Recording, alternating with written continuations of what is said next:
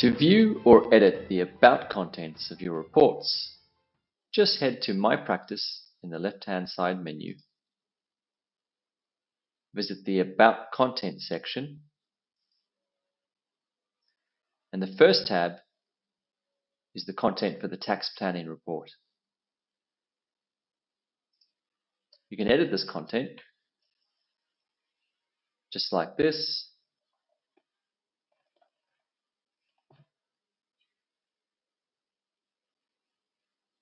You can also add an attachment or a link,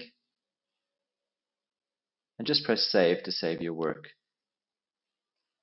And you'll see a green Successfully Saved bar at the top.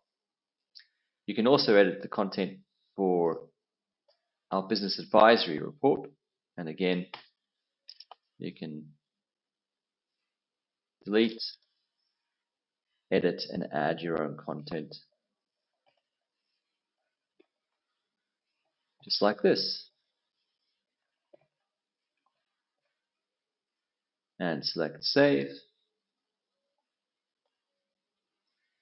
It's important to note edited content will flow on through to any new reports that you create. If you'd like the changed content to flow on through to existing reports, all you need to do is edit the report and save them, and the new content will flow through.